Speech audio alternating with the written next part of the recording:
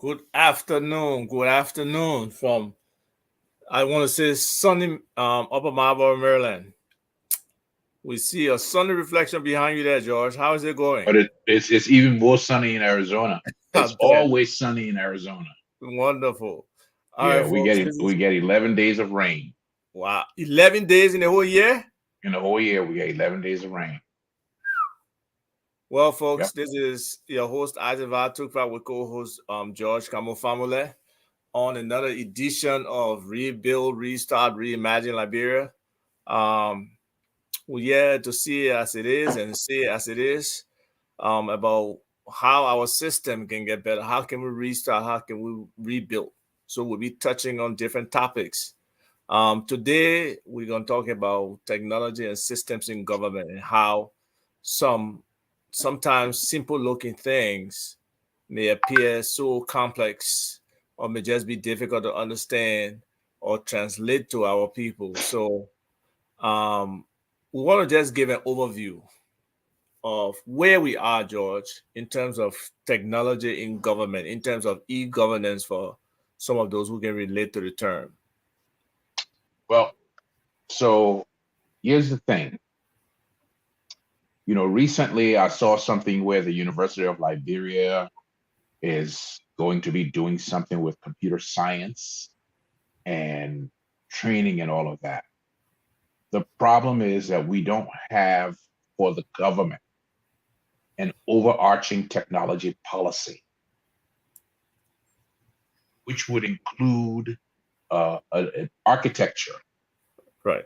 a guide for government systems, things like data dictionaries, so that government agencies can share data between each other, or infrastructure planning, so that the data that's the responsibility of one branch of one agency can be shared with other agencies that use it.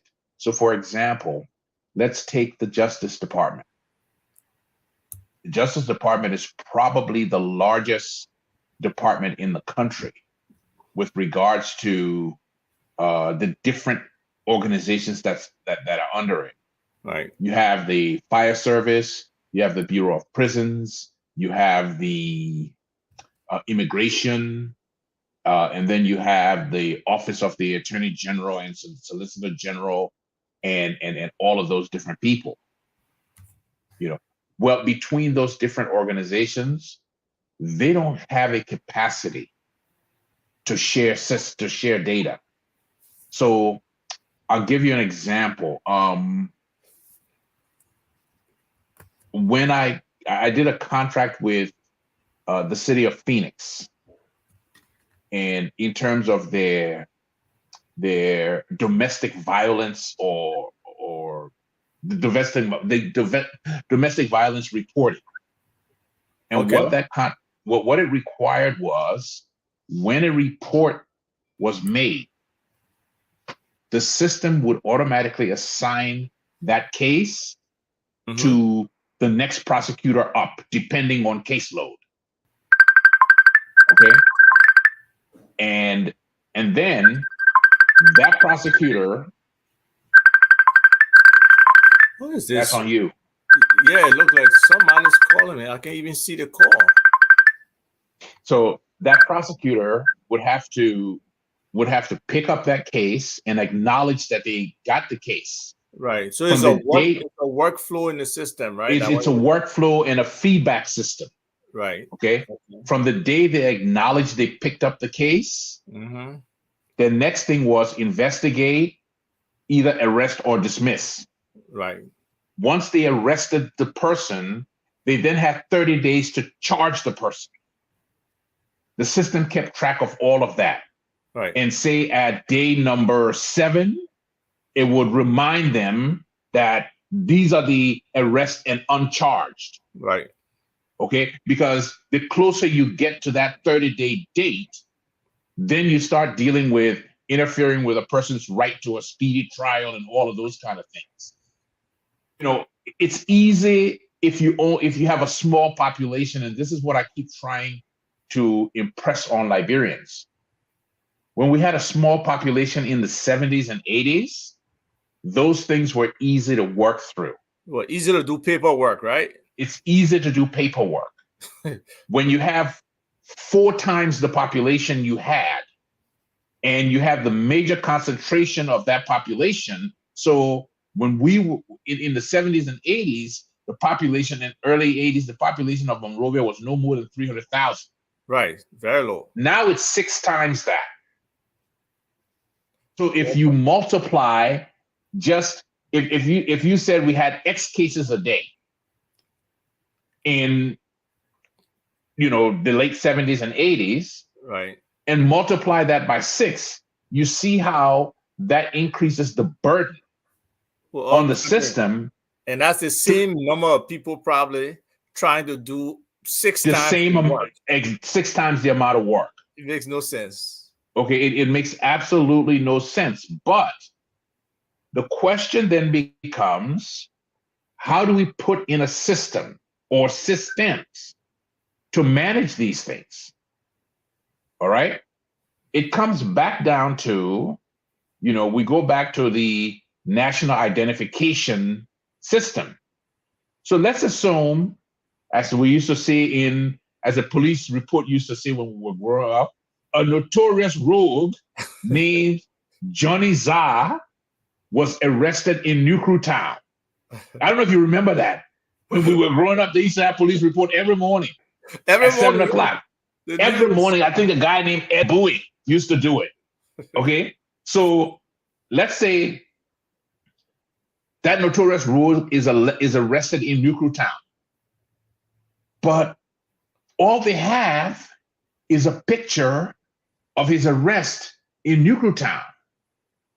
He then crosses over and he goes to Painesville and commits another crime there. Okay, and he gives them a different name. So now they don't have any way of knowing that this is the same guy who's perpetrating all these crimes. If you had a national ID or you had an arrest system that would log the biometrics of everybody who has been arrested, the minute they checked it, the minute they booked this guy, they would find out he's an habitual offender. Right. So, these systems, we may think they don't provide a lot of things for us, but in terms of crime prevention, being able to identify repeat offenders is a big deal. Being able to protect communities from repeat offenders, So the benefit of having systems is just so critical, even from just an administrative standpoint. Like you said, in some systems, when they set it up based on what the process and the workflow should be, if I'm your supervisor and you are doing something that beyond your limit, I get a notification. If I'm supposed to sign something for it to move forward, and you don't give me that opportunity to sign that particular case is not moving forward. So, it doesn't move forward.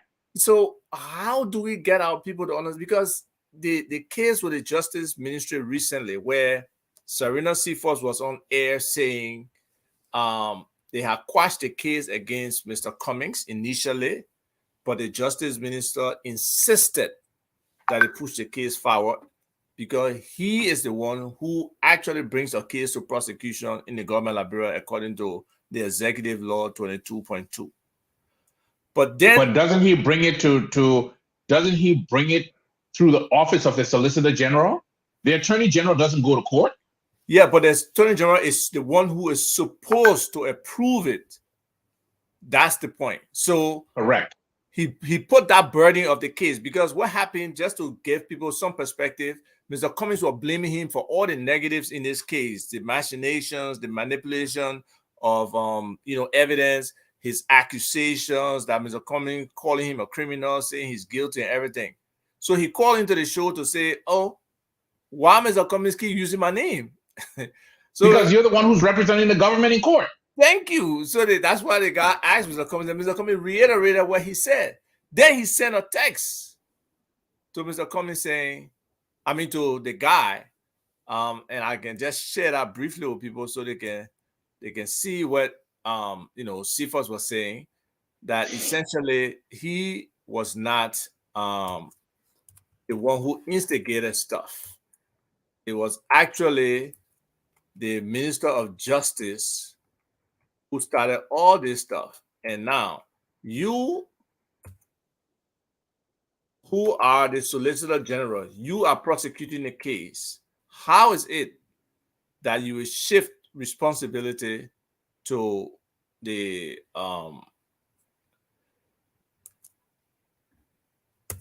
let me share the screen so people can see. Okay, so I don't know, George, can you see it? Yeah, I can see it. So he said, "Good morning.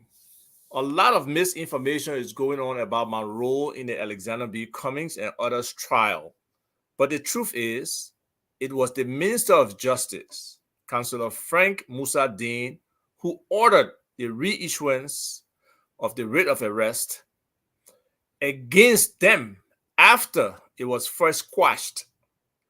Under Liberian law, he is the only person who can disagree with the president or the government on a question of law and still keep his job.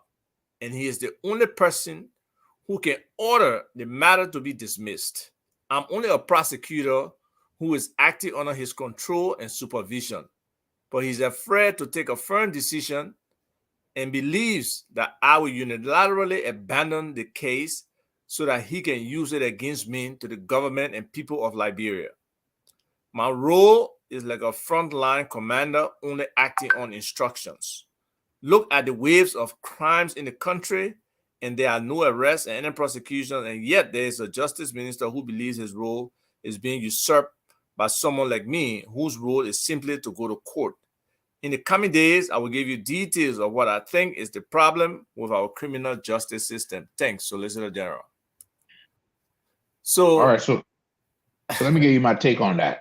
let me hear your take. Okay. I don't care what Cephas has to say. Okay. I don't care. As far as I'm concerned, Cephas is lying. And this is why. All right. This is Cephas's position on what the Minister of Justice told him. That Cephas, a lawyer, did not memorialize the Minister of Justice's order. Falls on Cephas and shows that he's either incompetent or subservient. Because everybody knows, even if you have worked in corporate America and not in the legal system, when somebody gives you an order to do something that is against your professional judgment, you don't do it. Not only, no, it's okay.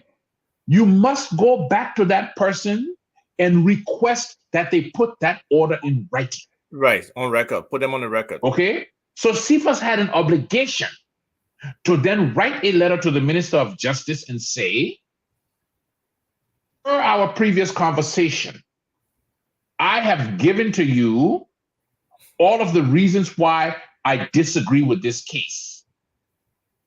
You have suggested that we continue with the case in spite of my disagreement as Solicitor General. But please respond to confirm your disagreement. That's how the process should work. Right, but George. So hold on. Let me just land.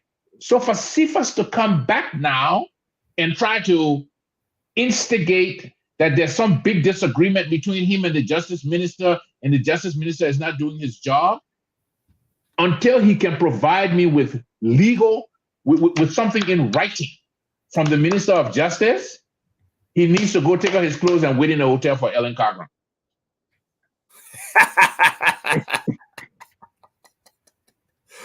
Oh, you got Cephas on that one. So let me do this now. Let's balance this. Let me share with you what the Justice Minister is saying, so you can tell me whether you think the Justice Minister is doing his job or not. Okay. Let's come over here. So now the Justice Minister releases puts out a press release through his deputy director, His I guess, for communications. public affairs, right? Right. He said the Minister of Justice and Attorney General of the Republic of Liberia has directed Solicitor General Serena Cephas to furnish his office with the proper evidence which provides the basis for the prosecution of Alexander B. Cummings and others. The minister's directive is consistent with Section 22.2 of the Executive Law, which states that it shall be the duty of the Minister of Justice to procure the proper evidence for and conduct, prosecute, or defend all suits and proceedings in the courts in which the Republic of Liberia or any officer thereof as to such officer is a party or may be interested. The minister cautioned that henceforth the prosecution of all cases must be approved by his office, and prosecutors are advised to furnish the office of the minister with the proper evidence in support of any and all prosecutions. The minister noted that he is under obligation to ensure that the purpose of prosecution is not to taunt, harass, grandstand, punish, or convict, but to pursue the truth, and that in the instant case, the writ against Alexander B. Cummings and others were never quashed and therefore could not have been reinstated by the office of the minister. So, I mean, with what the minister said there, in terms of what his job is supposed to be, do you think he's doing his job? Basically, listen, there's a lot to unpack in there. But the first thing is, the minister says the writ was never quashed. Okay? Right. So he's basically saying Mr. Cephas is lying. That's what he's saying. Right. That he never told Mr. Cephas to reinstate the case because Mr. Cephas never retracted the case. That's the first thing. The next thing not retracted, he said was quashed, meaning they didn't find enough evidence from the beginning to correct. take the case forward. So they just stopped it right there. That's what he's trying to say. Correct. Next thing is, knowing the limited resources we have in Liberia, is the office of the Minister of Justice prepared to review every single prosecution that has to happen in Liberia? Because the way the letter is written is extremely broad. Yeah, he's saying every case. Basically, he's saying he's responsible. So theft, you know, he has to review every single case. So what that tells me is that the Minister of Justice doesn't have any confidence in the line prosecutors who work for the ministry to be able to handle much smaller cases that are not of national importance. And what that will do, it will delay the serving of justice. Because when somebody is arrested, according to the laws of Liberia, you have to bring them to trial within a specific period of time. But if we are waiting on the minister's office to approve every single case, how long are those people going to languish in prison before the minister agrees or disagrees with prosecuting them? And I mean, pre-trial detention would be going to explode. Rise, yes, it already exactly is high as it is. So we have the Minister of Justice, who, in my understanding, from my position, doesn't quite grasp what he wrote in this letter as far as the clarity of it. If he has to approve every single case in the country, you know, then the people of Liberia are going to be waiting for justice for a long time. Right. And then, I mean, that should be, okay, so that's why I was asking in one of my posts, what are the standards? What do they have in there as the process, you see? So we talk about system again. There should be a case management system in that Ministry of Justice. He does not have to be at this point, after a case has been going on for 4 months, to ask the Solicitor General to provide for all the evidence to prosecute that case, and to then say, listing all the things that the actual things that the Solicitor General has been doing. Taunting. He's been taunting Mr. Cummings. He's been harassing Mr. Cummings. He's been grandstanding. basically convicting him in the media. So that means he's been observing all those things and has been quiet. So what kind of justice minister will operate like that except he gets called out by this individual before he's responding after the fact? Correct. So it's obvious that Mr. Cephas no longer wants to embarrass himself before the court. I like that. I like that. So what he's decided to do is to throw Mr. Dean under the bus. Yeah, exactly. That's what I wrote. Okay. So at the end of the day, I think, I'm not a lawyer and I don't play one on TV, but I think the role now Cummings' position should be to go to court and have this whole matter dismissed.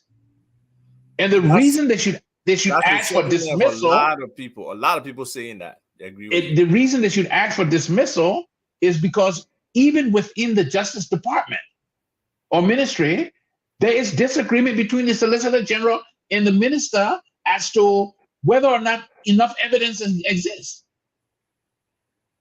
Trial in a case without first establishing the evidence to proceed. Right. So in essence, the Justice Minister is calling that the ministry needs to examine the evidence. Then you can't keep these people in court, having them appear, going under the hourly cost of lawyers and all of those type of things. Yeah, but I mean, this has to be, like Mr. Cummings said, there has to be some repercussions. You got to sue people for this. And the case needs to be dismissed with prejudice, meaning you can't even bring this case again. Because there's so much disagreement and rancor between the minister and the Solicitor General. It will be very difficult to impress upon the population, no matter how they decide, that this is not politically motivated. Yes, I mean, and somebody is there trying to save the butt. One way or another, somebody is trying to save the butt. Somebody is trying to put the other person on the bus. And then, so it's very embarrassing for the Minister of Justice. But again, I think on the Cummings side, they need to go to court and ask for the court to dismiss this case with prejudice. I'm in agreement with you. That's what they should do. So somebody here is saying, Jimmy Eastman, quash means the case was rejected. So yes, that means the Solicitor General or maybe the Minister of Justice initially rejected the case. But if Musa Dean does not know the evidence that was presented, how does he know that? And he wants to be able to review and approve the prosecution. Yes. Based on his letter. Yes. So what he is saying is he never approved the prosecution. Exactly. He never approved this prosecution, and he doesn't have any idea whether it was quashed or not. So or whether the evidence for the prosecution met the standards of the ministry. Oh yeah, he didn't review it. He doesn't even know that. So we've gone so far into this case, and the Justice Minister is saying, I don't even know what evidence we got.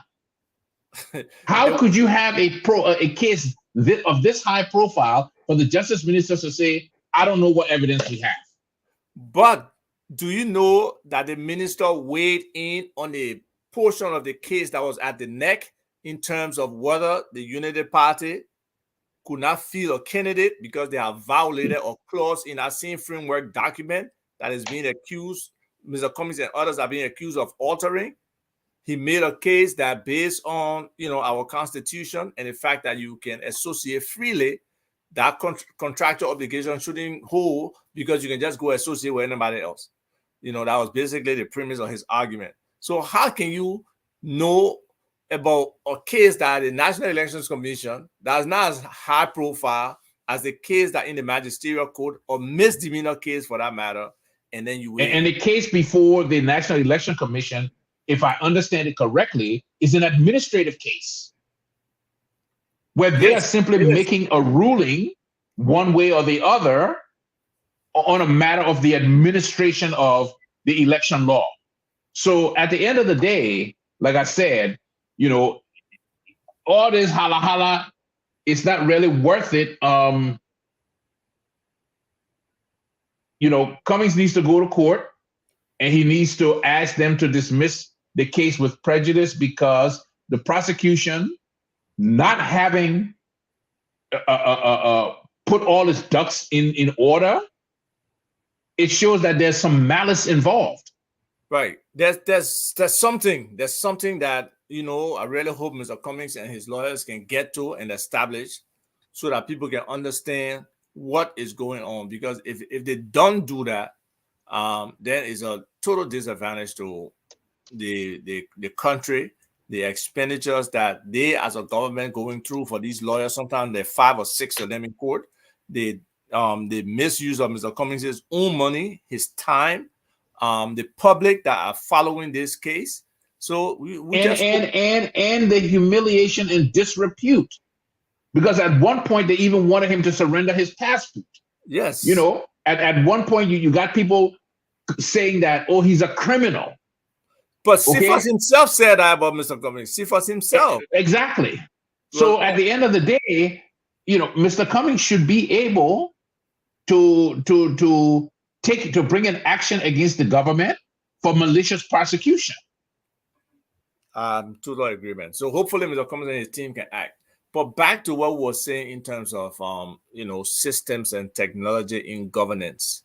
So some people say, oh, but the other people can just collect the data here. They can just collect the information. You were talking about data dictionary. And a lot of people don't understand what that means. Why you need dictionary for data. Okay, so simple English, define it for our people. Okay, so here's why you need what's called a data dictionary. When you have large and broad systems that have to interoperate, okay, when you design these systems, it's important that, okay, let me roll back. When you design a database, okay, we call it a relational database. We call these relational database management systems. Yes. But when you design a database for, let's just use the Justice Ministry, the Bureau of Prisons, okay, you will have several tables in that database.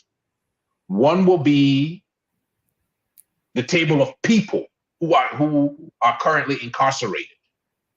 Okay, one may be a table of personal effects that a person had when they were arrested. Right. One may be a table of personal contacts, people who the prisoner has said you can contact them. Right, lawyers, everybody like that. Exactly, for each person.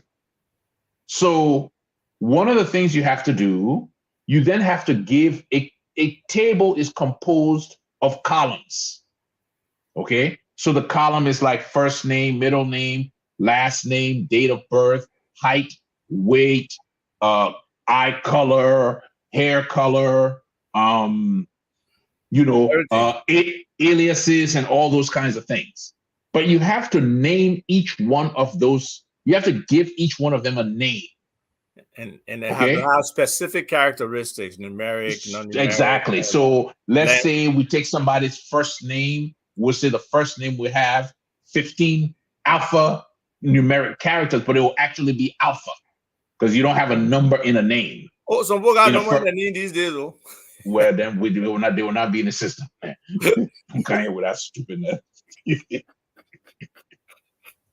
So, okay, and then you would have something like a minimum number, right? So and you have a minimum number because people can have a letter, especially if you're dealing with Chinese individuals, right?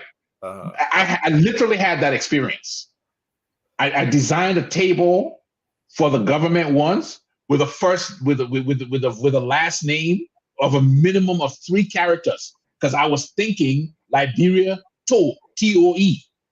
You're not thinking about who. There was a guy named Lu, L-U, who then they came to me and say, this guy can't put his name in the system because it's saying the name is too short.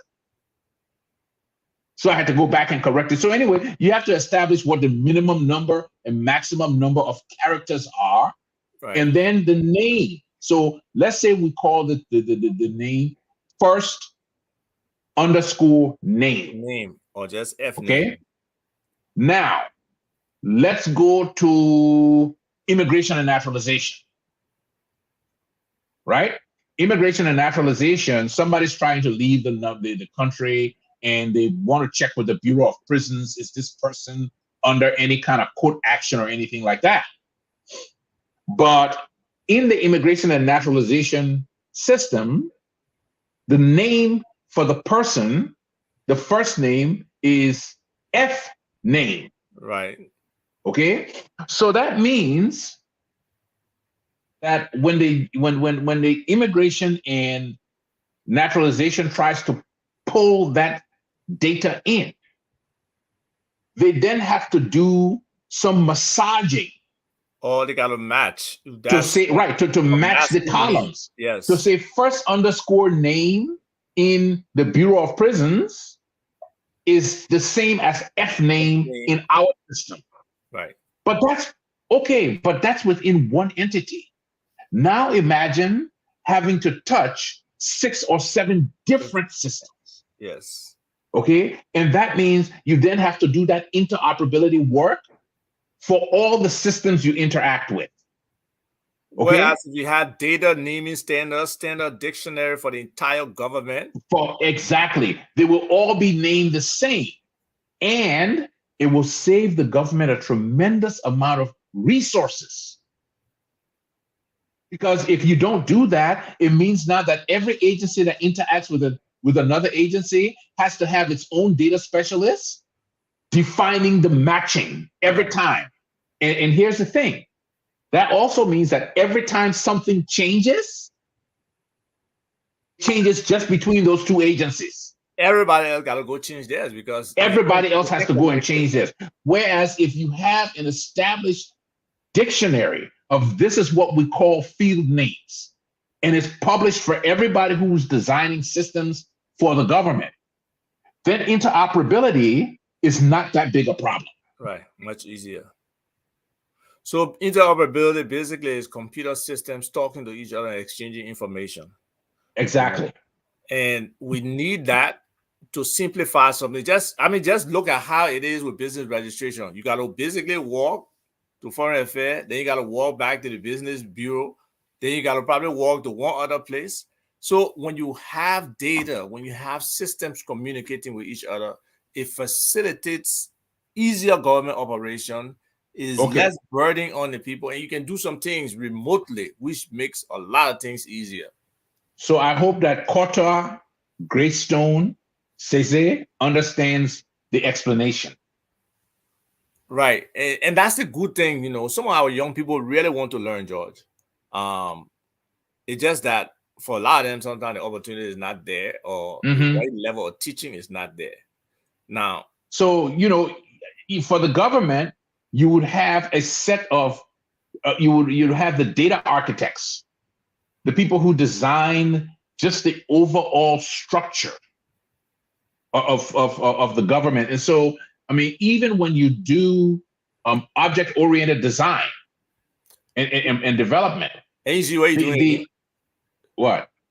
You just said, when a lot of people don't know what object-oriented. Okay, so you got to break stuff down. So this is about rebuilding. Okay, so object-oriented design means that, or development means that you can create certain standard programming constructs that would mean the same thing every time. That mean the same thing every time, and that can do.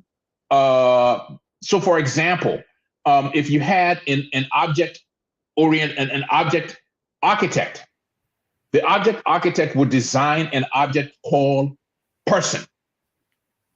All right. But when that object extracts person data from any government system, it will extract the data in the same way.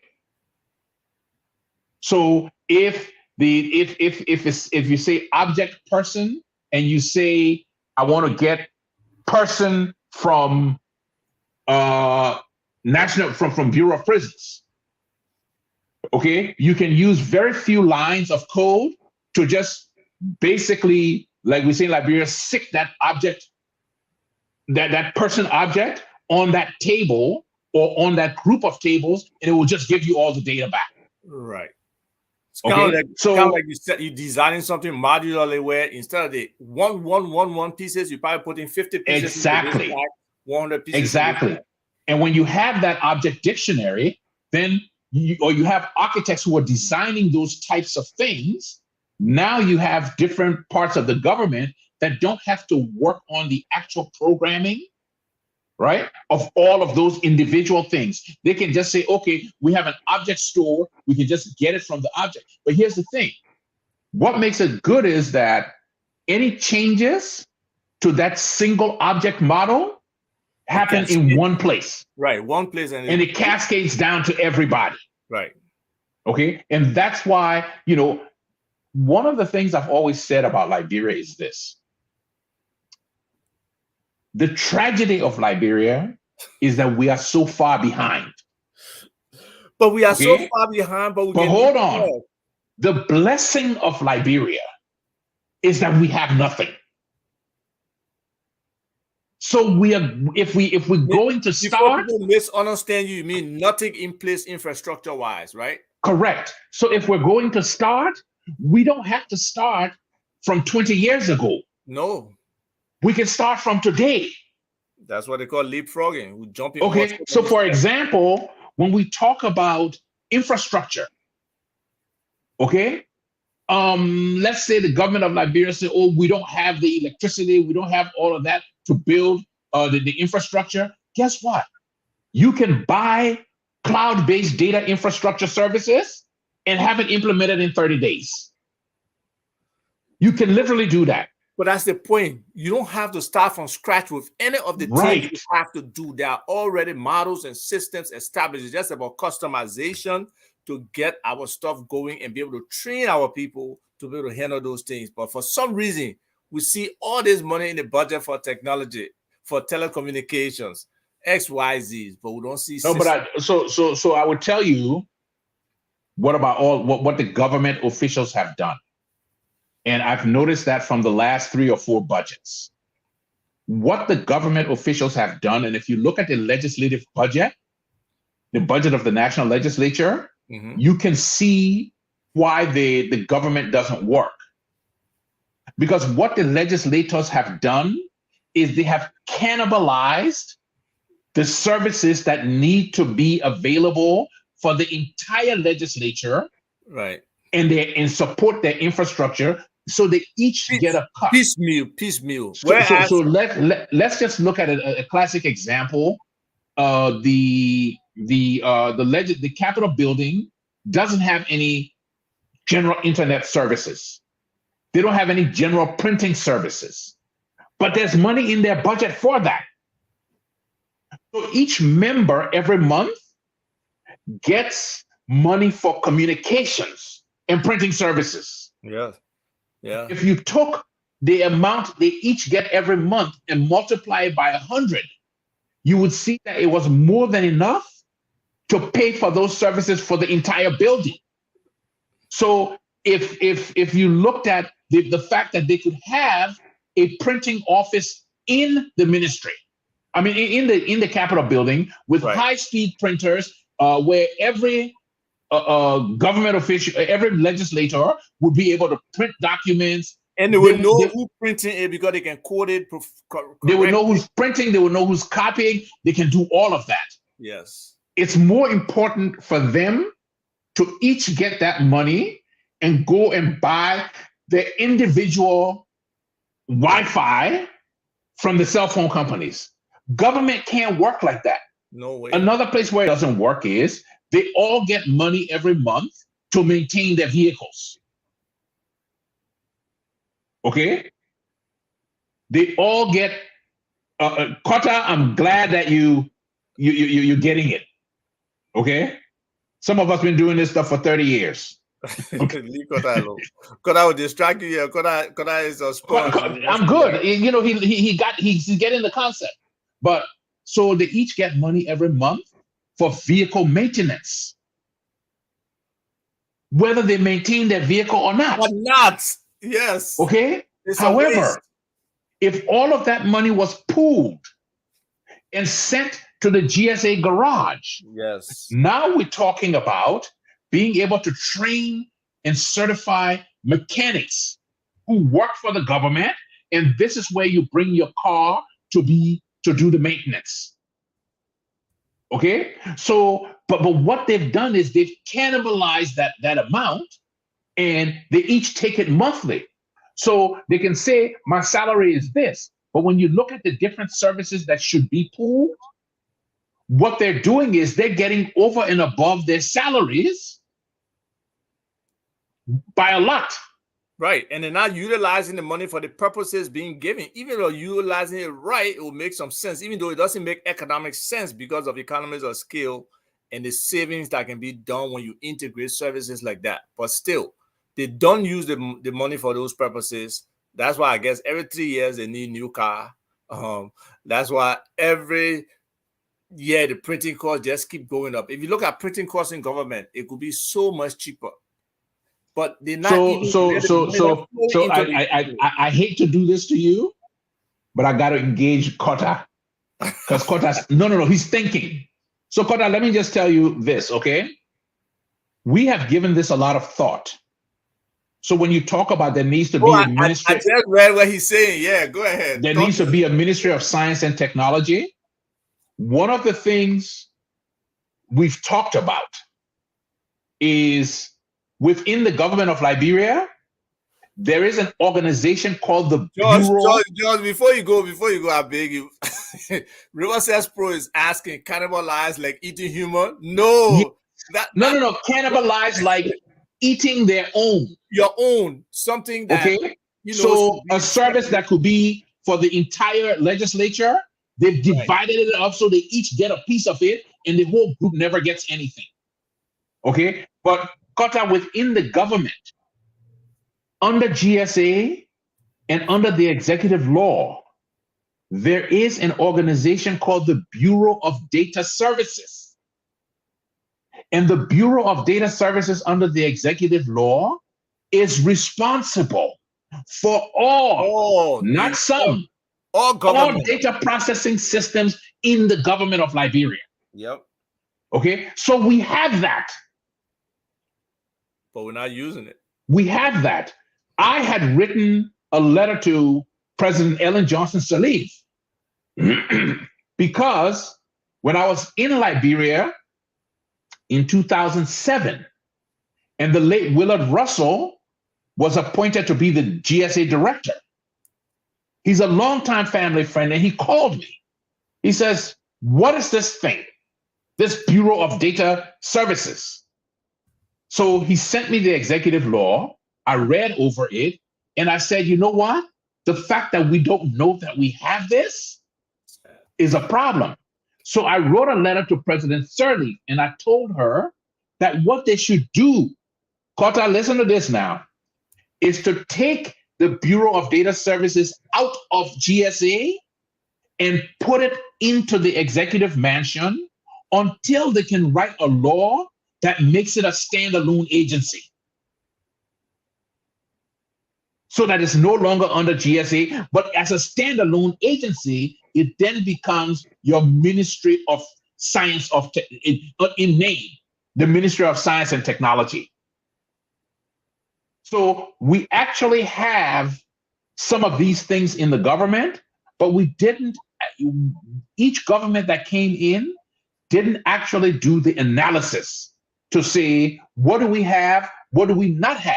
Now, the next government that comes in, what I would like to see them do is get into a big room and look at all of the different laws we have, their implementation by agency, where those laws overlap, where they're duplicated, and what is the technology underlying them, and who's responsible for that technology.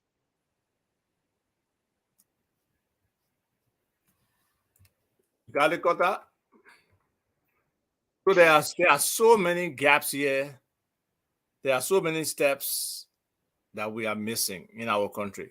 But the thing is, we But but have but that but but, but opportunity. go ahead. We have that opportunity. We have technology works today. How is advancing every day to not have to like crawl, walk, stumble, wherever before we get to where we go. But it takes that will, it takes that So commitment, and it takes people who want to learn and do things differently. And so if we here's this the other thing, mindset, right? yeah, go ahead.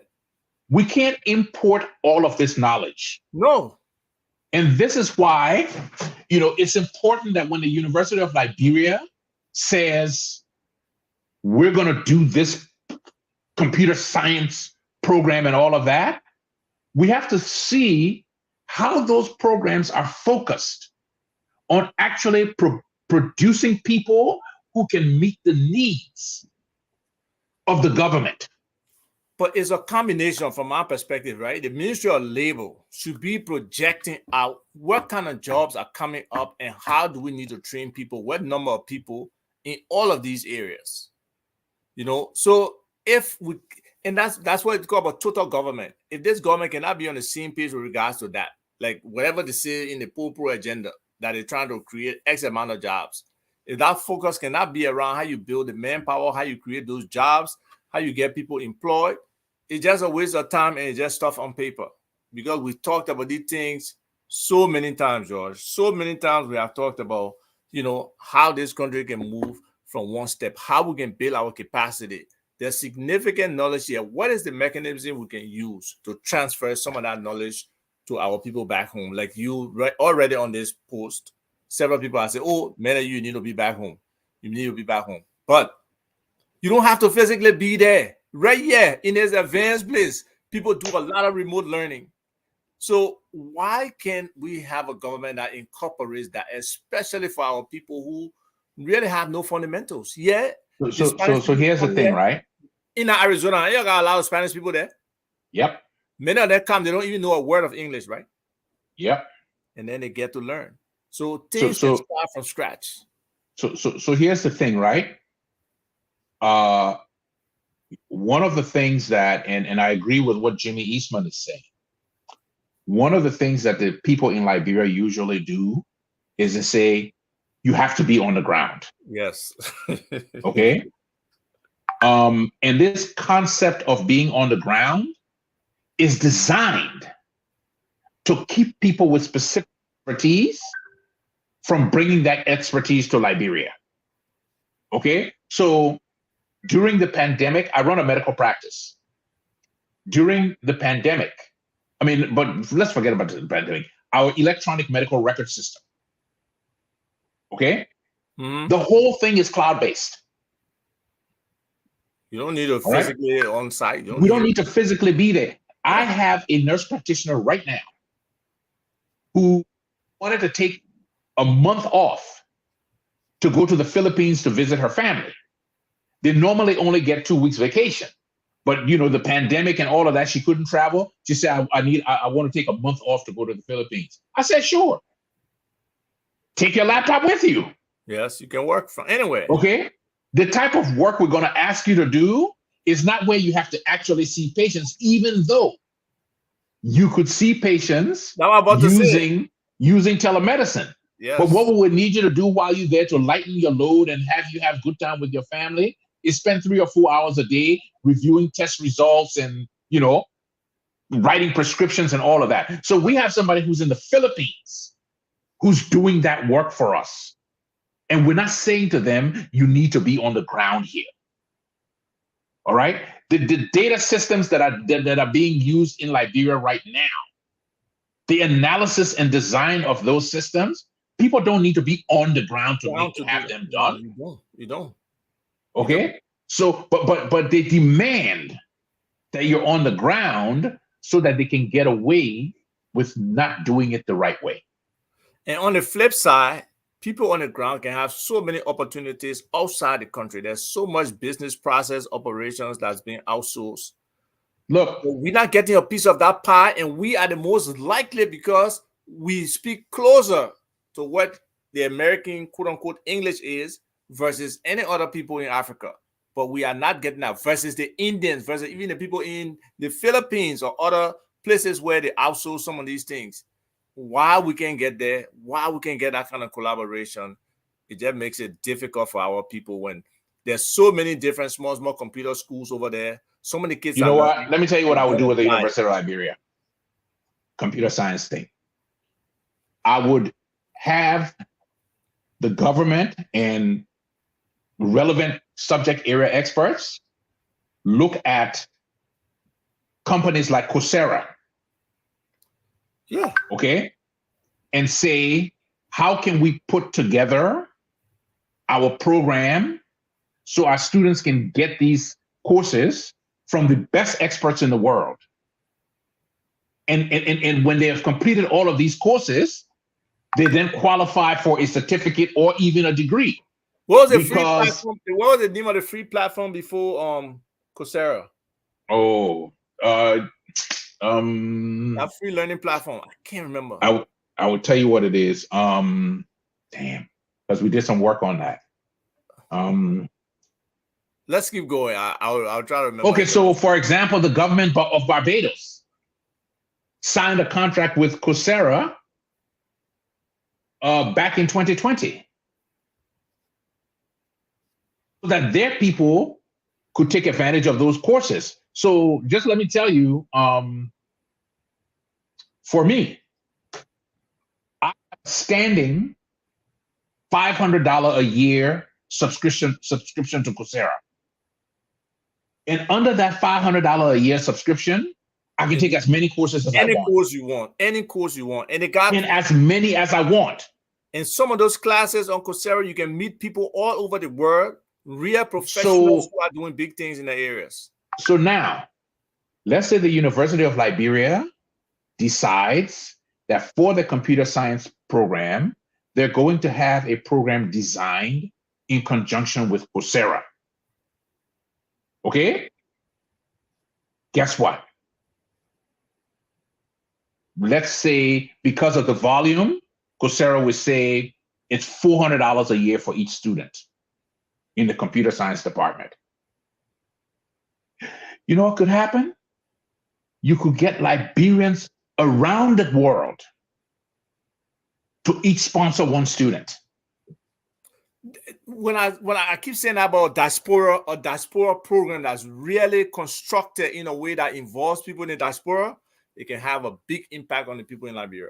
Because so we would go to Coursera and you would say, what could I say? Set up a Liberian fund. Okay? And Liberians from all over the world would contribute to that fund on Coursera. And you say by January 1st of 2023, we need to have all the funds in for that year. And by January 1st of 2023, Coursera will then contact the University of Liberia and say, we have X amount of money available to train Liberian students at the university. Then the university then gives the students the action to contact Coursera. And if the money's not enough, then the government can make up the difference. But what I'm saying to you is just think about how much of a burden it will remove from the government. Because now you got the computer science students who are all being trained online, and people are paying for their education. And there's a possibility of jobs from some of those people who have organizations that have remote workers. Where if Correct. you're adequately trained, you can get hired by them. We have correct, because some of them have like the data science certificate program, they have capstone projects and all those kind of things. So there's the people who come out of those programs could be, could take advantage of employment opportunities all over the world. All over the world. Again, So, yeah, somebody like Dwalu, he has written extensively, Angasi O. Dwalu, on these different topics. And, I don't forget his CCL name, I know him. Okay, yeah. Yeah, he's always writing on these things, man. And it's like everything we say, we write, it's just like it falls on deaf ears, whether starting from Ellen government to this government. So we just hope somebody will pick up these things and try to make a difference for the people, because it's been tough. We can't keep just hitting our heads against the wall. At some point you get tired and you just say, and like many Liberians today, they're tired. They don't try to fight, they don't bother no more. It just you yourself, George. I'm basically forcing you to be here on this show. Basically, you Correct. you are frustrated with everything Liberian just about. But okay, so here are all these ideas that, when we talk about them, I'm not sure why people haven't heard about them or why they seem to make so much sense. I mean, these are not complicated things. No, they're not. But Okay, when you don't, when we in you don't Liberia know, only complicate them when we add government. And this is what I keep saying over and over. Every problem Liberia faces has been solved somewhere in the world before. It's farmer not son. new. You mean inexperience or not experience of farmer son? The problem is when the Liberian government gets involved, it's almost as if they subvert the solution to those problems. But that's what they do. And it Literally. fails every time. Literally. Okay? Now, I'm not a fan of the We Are government, but you know what? Anybody who wants to learn about computer technology, I'm a fan of that person. So to the extent I can help them, you help them. I'm happy to help them. But the thing is not about being a fan of a government or not. You just want better for your country. George, in a functional society, who really cares who is president when it really comes down to it? It's only in kleptocracy or governments that just want to steal that this stuff happens. Because the platform you were talking about is Khan Academy. Yes, kind. That's why we couldn't get a name because it's an Indian name. But Khan Academy, yeah. George, if the government could just focus on governing and leave a lot of the other stuff where it create that enabling environment for people to do what they want to do. But because they feel any dollar somebody earn is trying to give them political capital, they try to subvert that person's ability to earn that money or to be profitable. And that's one of the major. It's worse than that. It's worse than that. Jesus. This is what I've said for quite a while. In the Liberian government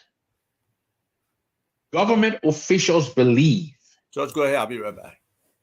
That they must profit from every transaction yes, for the government, even if that transaction is free. That's a fact. I will tell you my own experience. Okay. Tell them. Walter Reed Medical Center, and I've told you this story before. Yeah, but tell them. I know you did. Walter Reed Medical Center was closing, which is the Army hospital in Liberia. I mean, in the United States. And Walter Reed had the largest medical library in the world. A very good friend of mine was the director of Walter Reed. We went to school together. And he called me. He said, George, Walter Reed is closing, and I want to give or donate the medical library to the JFK Medical Center. Because for those of you who don't know, JFK Medical Center was originally built with money from USAID. And I want to donate this library from the US government to the government of Liberia, and we'll pay for 2 students to come to the University of Maryland to study medical library science. Man, I was so excited. I got in touch with people from the government, got in touch with the embassy. Okay?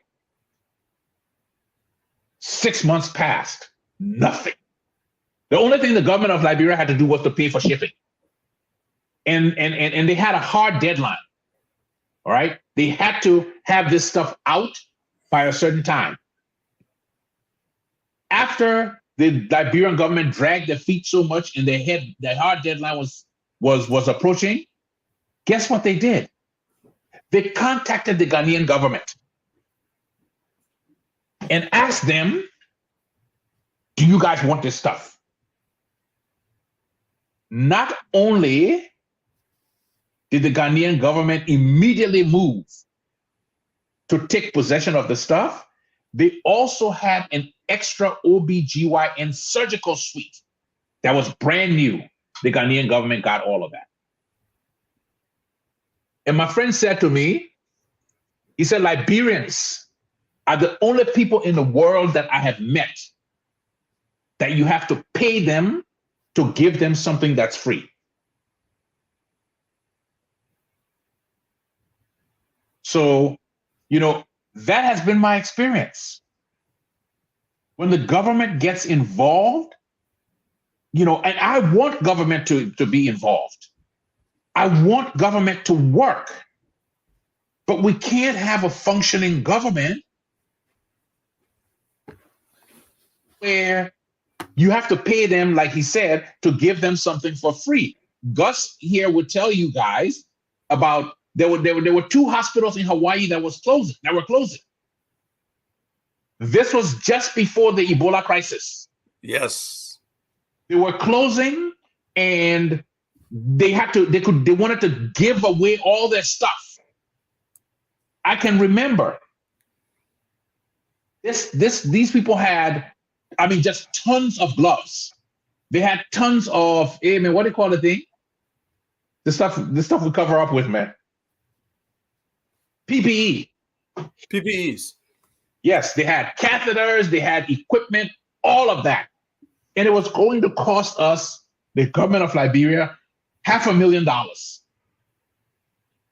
But we had to get it by a specific time. Reached out to the people at JFK, reached out to the Ministry of Health. The people at JFK said, well, we want it, but we got to go to Hawaii. Right. To check on it first. They want Come vacation. on, man. They want vacation. You sitting all the way in Liberia, right?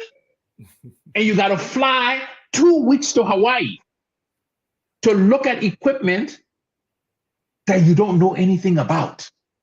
But Gus here is a technician. He's a medical technician. He maintains all of this information. And what people don't know in America is that every piece of medical equipment that you use, you have to constantly do maintenance on it and keep a record of the maintenance.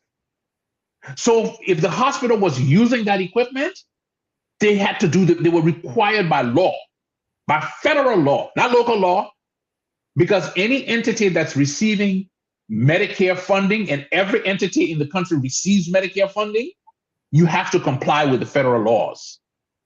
Gus volunteered to go to Hawaii and inventory and inspect the equipment. They declined. About 12 months later, Ebola broke out. They start hollering, we ain't got no PPE. We ain't got nothing. Y'all can't help us with big here.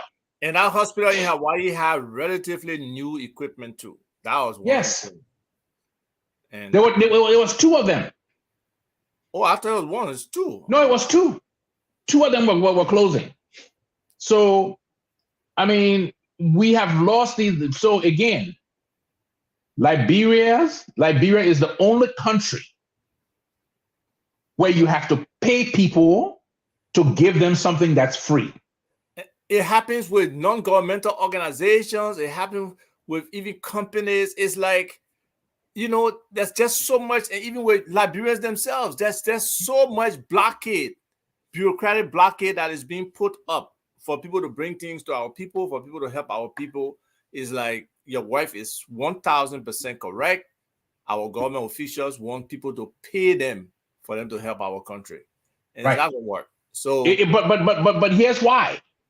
Because if the government is paying for a contract for something, they will get their cut. If somebody's giving them something for free, there's no cut to be had. So they then come back to that person who's giving them something for free to say, well, where's my cut? Well, what can I get for it? And if they don't get that cut, like in the case of the medical library to JFK, it never happened.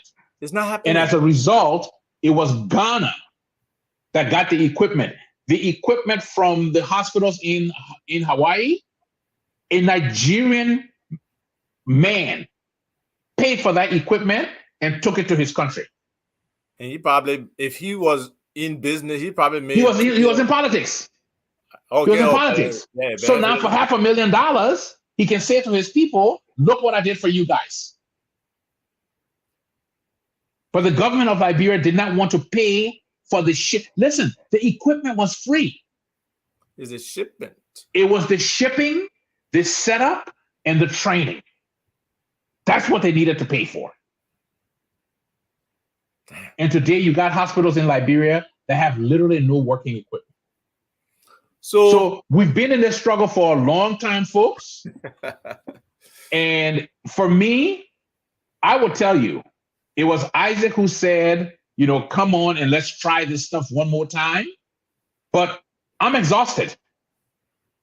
I'm 60 years old, and at best, maybe I have 25 years left.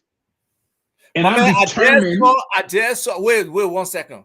I just saw an 82-year-old woman who got married to a 36-year-old man. So, well, that's good for her. But I would tell you that for me, I got 25 years at best, functional years left, and I intend to enjoy the hell out of those 25 years. And I am determined to not spend those 25 years as I spent the previous 30 years focusing on Liberia with no improvement.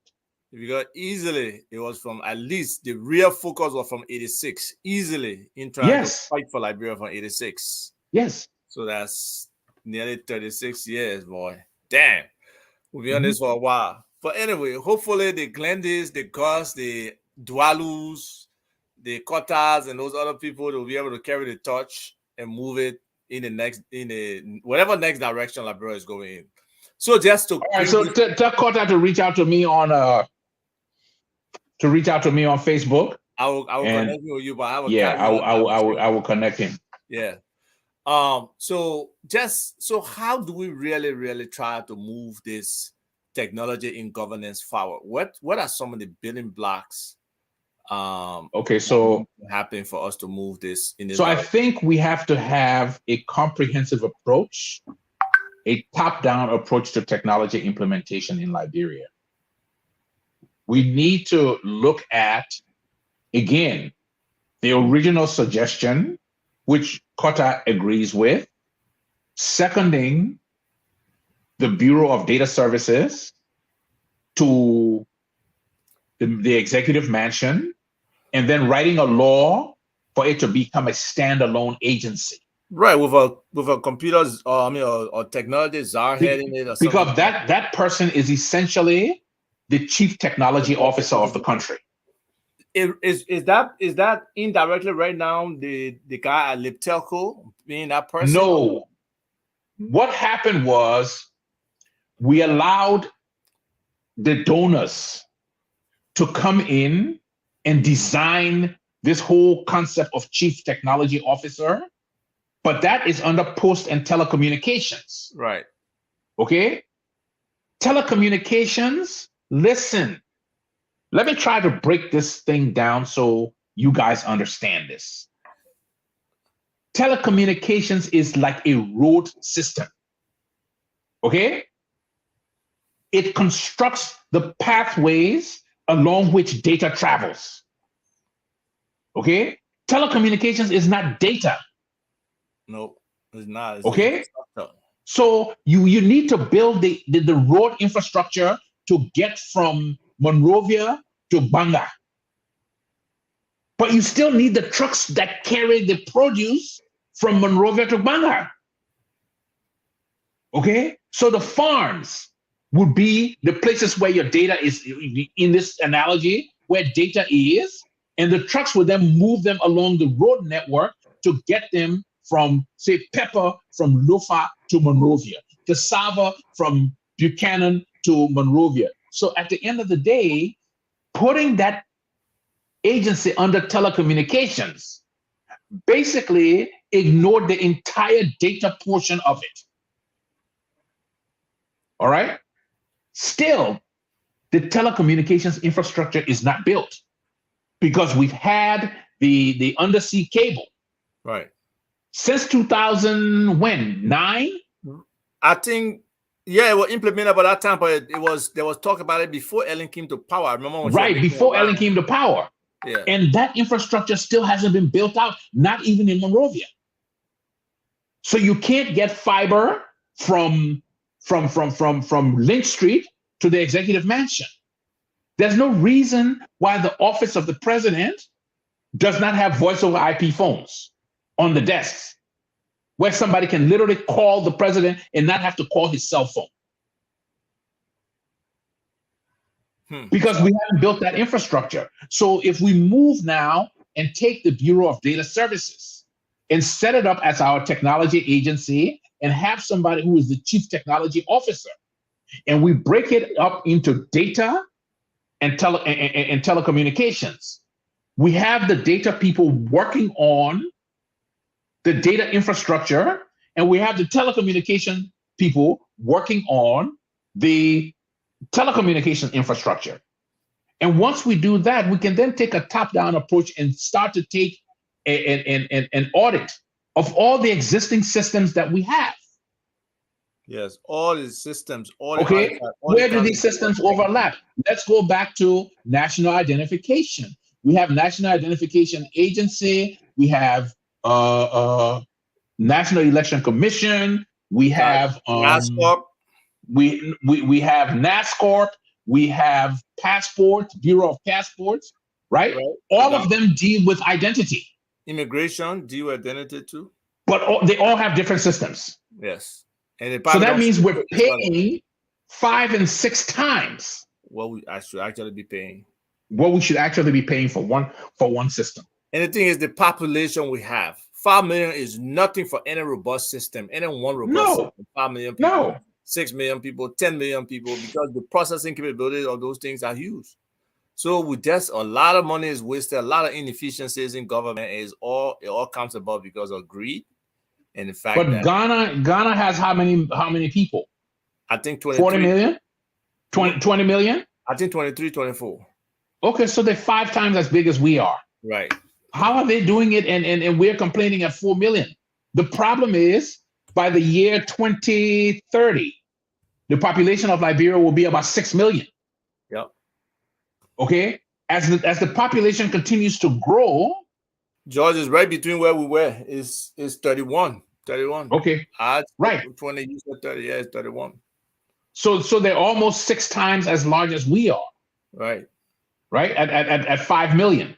But you look at the more the population grows, the more of a burden it is to try to do these things later rather than right now. Right. Because those conversions can be tough. Wow, Sierra Leone is going to 8 million already. And Sierra Leone is doing it also. Yes, Sierra Leone, they had a young guy there who's their technology czar. He's really trying Exactly. I think he needs Sengbe or Tengbe or something like that. I think he's from MIT. Okay, all right, cool. Okay, I think he's from MIT. But they knew enough that they brought somebody in to say, listen, we need to organize our society. We need to organize our government, because all of this thing we're talking about data, that's what it is. It's about organizing your society. Whether you organize the property records, whether you organize individual records, whether you organize health records, it's about organization.